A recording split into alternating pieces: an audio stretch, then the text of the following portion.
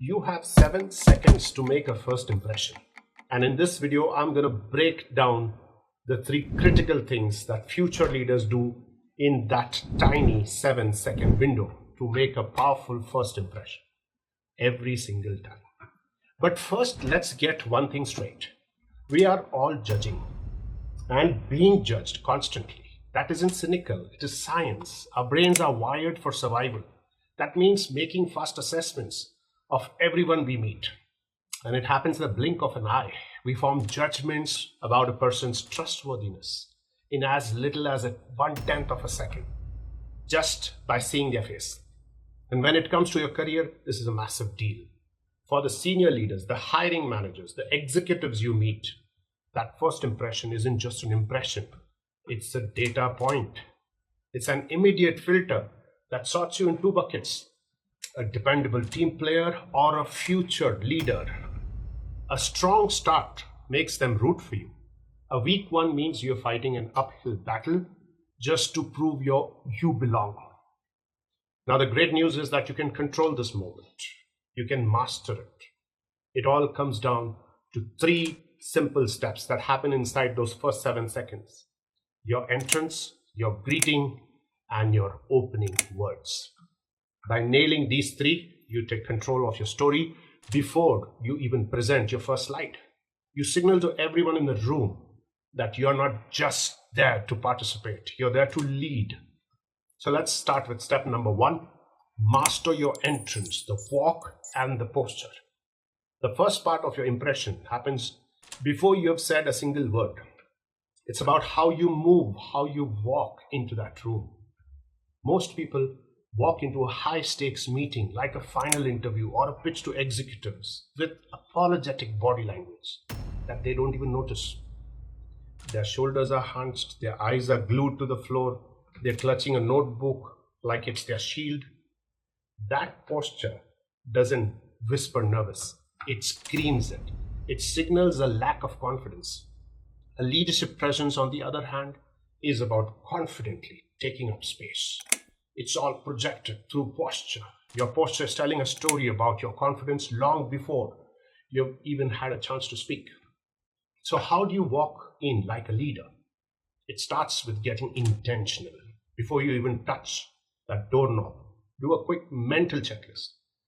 Pull your shoulders back, let them drop down away from your ears. This opens up your chest, a classic sign of confidence and openness. Hold your head high, chin parallel to the floor. Imagine that someone has a string pulling up from the top of your head, making your spine long and straight.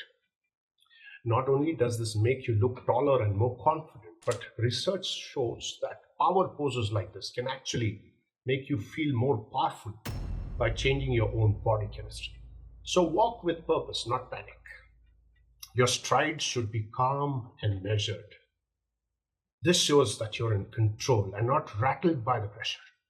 Let your arms swing naturally by your side instead of crossing over your chest, which looks very defensive. So stand for a moment, collect yourself, take a deep breath, and focus on the door. You aren't just showing up, you're making an entrance. Step 2, the initial greeting, the handshake and the eye contact. Now you've walked in looking poised and confident. Step 2 is greeting, where you make the first direct connection. This is where trust is either built or broken. And it all comes down to two things, your eye contact and your handshake. First, eye contact. In most business cultures, direct eye contact equals trust, confidence, engagement. Looking away may seem that you're disinterested, shifty, or insecure. As you walk up to the person, meet their eyes and offer a genuine, warm smile. A smile is a powerhouse tool. One study shows 76% of people say it's the most important physical feature for a great first impression. So hold your gaze for about 3 to 5 seconds and acknowledge them. Now the handshake. This is often the only physical contact you'll have, and it's a universal business ritual. A handshake can say more in 3 seconds than you can in 3 minutes. Again, research has found a direct link between a firm handshake with good strength, duration, and eye contact and a favorable first impression. Another study showed a confident shake hand actually lights up the part of the brain linked to rewards and positive feelings. So, what's the perfect handshake? First, it's firm, not crushing. A limp, dead handshake signals you're checked out, while a bone crusher comes off as aggressive. Your grip should be solid, matching the other person's pressure. Second, timing is everything. A good handshake lasts for about 2 to 3 seconds. Any longer is awkward. Any shorter feels dismissive. So finally, you have to pair it with that confident eye contact and a real smile. Look the person in the eye as you shake their hand. And lastly, step number 3, the opening statement. The voice and the words. You walked in with your presence, greeted with confidence. The last piece of your 7-second puzzle is the first thing you say. It's your opening line, and it's about 2 things: your vocal tone and the words you choose. Under pressure, a lot of people find their voice getting higher, or they talk too fast, or they start leaning for the filler words.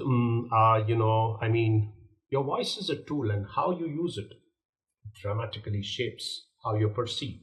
In fact, research shows 38% of a first impression is based on your tone of voice alone.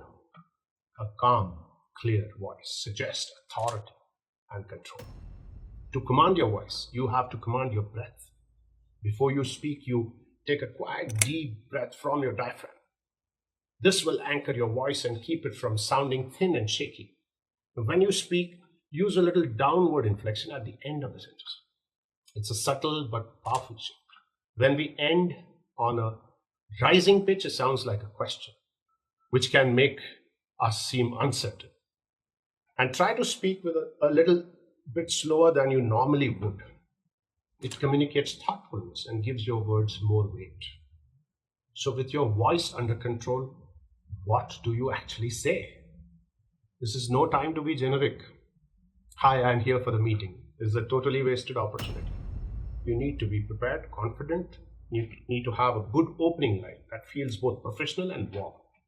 For an interview or for a meeting you are invited to, try saying this: "Good morning, Jack. I'm Joe. It's a pleasure to meet you. I've been looking forward to our conversation." This works on so many levels, which shows that you're prepared and you make it personal. You state your own name clearly and you show genuine enthusiasm, which sets a collaborative tone right from the start.